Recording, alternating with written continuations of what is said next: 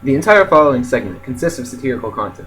All references to reality are fictionalized, and all personages are fictional except for public figures, which are used fictitiously.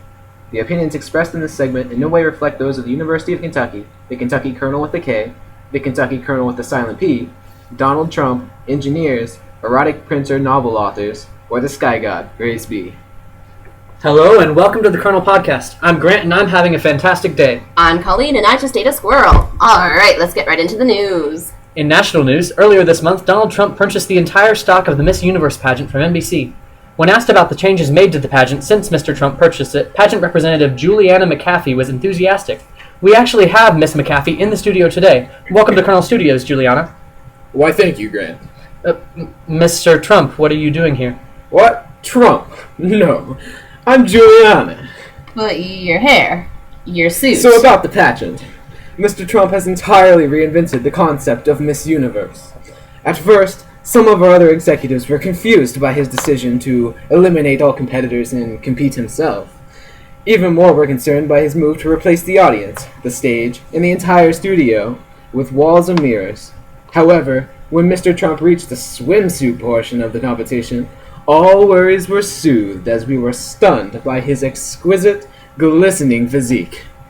Well, thank you for coming in, Miss McAfee. You really didn't need to demonstrate that swimsuit portion right here, but okay. The Institute of Electronics and Electrical Engineers, that is A for short, is currently seeking new members. No, that's not a bird of prey circling your house. It's an engineer giving its natural call to its brethren. Let me relay that message one more time.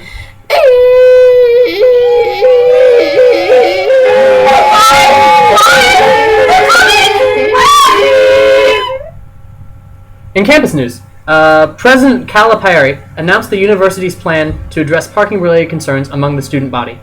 Calaputo said, quote, "We've heard from a lot of our students that K-Lot is just too close and conveniently accessible. Riding the shuttle isn't always even necessary, and when it is, it's just over too quick, you know?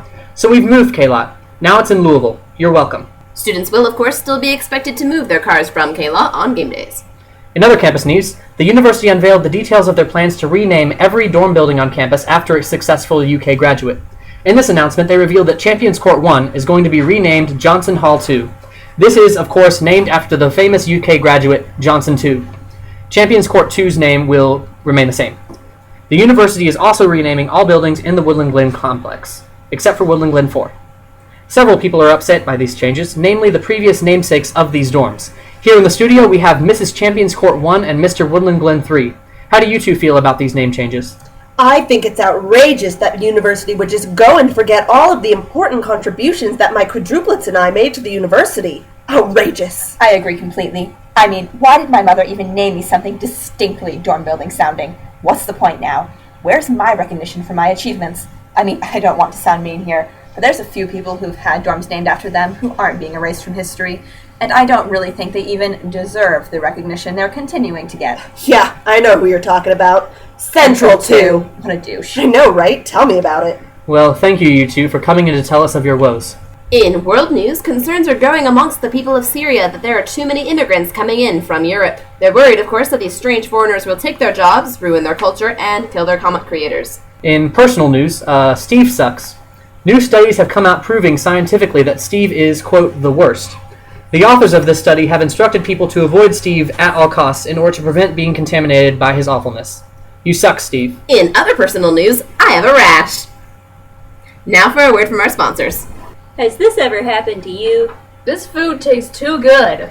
This food is too reasonably priced. I don't even feel like I'm being unfairly taken advantage of monetarily when I eat it. What's even the point?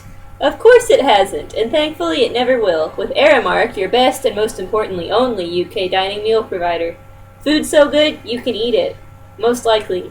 From 40-minute waits to 40-minute bathroom breaks, we've got you covered. Aramark, because you have to. For a romance that snags your heart just like that crappy printer eats your paper, pick up Katie Girl's latest novel, Error Code 6969696969. Sin black as ink.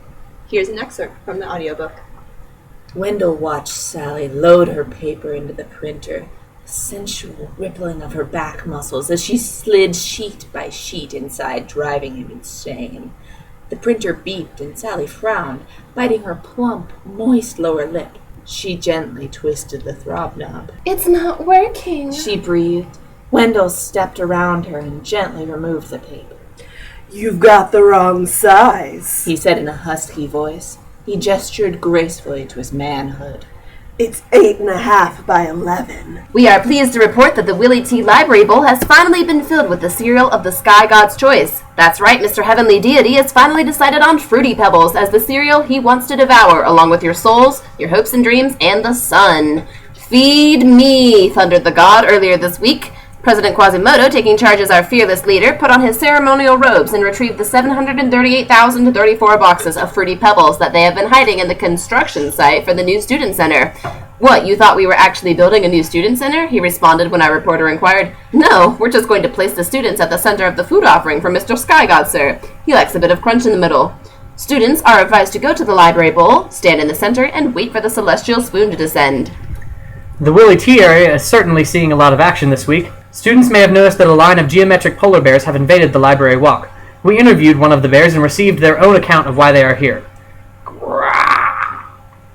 So there you have it. Experts have informed us that the bears are the arch-enemies of Bowman the Wildcat statue and are here to fight him for possession of his den in the pivotal battle of the universe. However, the bears are willing to allow the university to keep Greens to go. And now we go to Jeff with the weather. Jeff? Well, looks like there's going to be some thunderstorms this weekend, but hey, don't let that rain on your parade. Get it? Like rain, like it's going to be storming, so rain, right? Oh my god. It's a clever joke. No. Jeff, you have no place in this world, and you will die alone. Now on to sports. I actually don't want to talk about sports this week. Never mind then. In campus news, the Carousel at Fresh Food Company has stopped functioning. According to a UK dining representative, the horses has simply refused to cooperate. Look, we were promised a gig at an amusement park, said Jerry, one sentient wooden horse. Instead, we were impaled with chopsticks and forced to carry half-chewed food around an eternal circle. I'm not a big fan of the carousel, said marketing major Brendan Fish. I mean, I ride it anyway, but it's just so slow and people keep throwing food at me. I bring my little brother sometimes, and they don't think it's nearly as nice as the carousel in Blazer. At least the horses there have had a new coat of paint in the last year. The horses here are just rude. I tried to spur one on a little, and he bit my arm. And now on to Madame de Fuffleflump with this week's horoscopes. Madam? Sagittarius. Sagittarius. You know when you see people in public and they're talking to each other, but you can't hear what they're saying? Yeah. It's about you. They're all talking about you. Aquarius. Aquarius. You will be viciously mauled by a squirrel. You have been warned. Gemini. Gemini. You will viciously maul Aquarius. Also, you will turn into a squirrel. That too. That's going to happen first. Libra. Libra. I can't tell you your future, Libra. It's a secret. They won't let me. You'll find out soon enough, though. Oh boy, will you find out, Libra. Cancer. Cancer. You will get Cancer. Capricorn. Capricorn. You will get Capricorn. Not sure what that is, but you're gonna get it. Leo. Leo. Some sort of event will happen to you, Leo, that will either be extremely lucky or extremely unlucky. Or in the middle. Honestly, Leo, your fate's a crapshoot right now. I got nothing. Come back next week. Scorpio. Scorpio. A small, stout man wearing overalls will pop out of the ground one day on a magic carpet and offer to take you on a magical journey filled with wonder and imagination.